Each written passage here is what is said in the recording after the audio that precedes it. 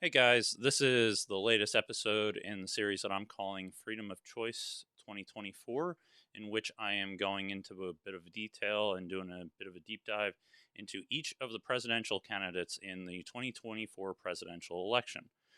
Today, I'm going over Ron DeSantis. So, Ron was born in Florida in a deeply religious working class family. He attended Catholic grade school and went to a public high school. He played baseball throughout his childhood and was involved in the Little League All Stars. He graduated from Yale and joined the Navy following graduating from Yale and fought in the war in Iraq. So, why is he running? He says that he is running to reverse the decline of the nation. He further explains that he wants to reverse the moral decline facilitated by, quote, woke ideology and the, quote, sexualization of children that is robbing their innocence. Um, he's against sexual education being financed by taxpayer dollars. He believes that people who disagree with sex ed being taught shouldn't have to spend their tax dollars on it. He's in favor of school choice and allowing Americans to take their taxes levied for the education system and allow them to take it with them to the school of their choice. He's in favor of cutting Social Security and Medicare and raising the retirement age to 70. He sees this as necessary because he sees it as being untenable of continuing to pay for Social Security in current its current form. He believes that we're going to run out of money. Um, he wants to cut spending and reduce the size of the Department of Education and the Department of Commerce. He wants education to be more of a state issue, and he cites transgender athletes in school as being one of the latest reasons that the U.S. government needs to have less control over schools. He is worried that schools in one state are being forced to carry out policies that are being dictated by people from another state that may have different ideals.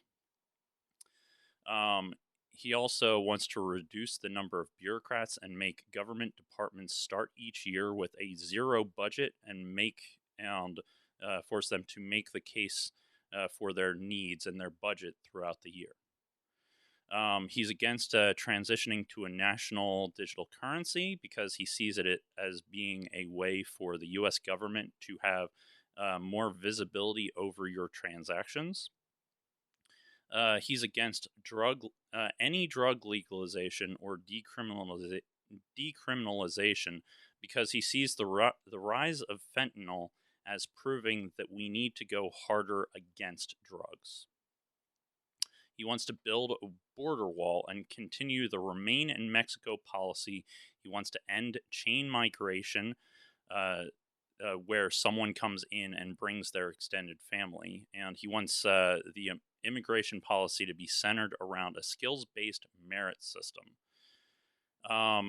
In terms of transgender issues, he believes that being transgender isn't real and that children are being pushed at home, at school, through pop culture, and due to a desire to get ahead in athletics, among other things, to transition. So, some things that people may like about him is his Christian ideals. If someone is particularly concerned about religious ideals, being against abortion, and if someone doesn't want sex ed being taught in school, those are some reasons why some people may be interested in him. Some reasons why people would potentially not be interested in him is because a lot of his policies could be seen as regressive. Um, especially in terms of his desire to get rid of sexual education in school, and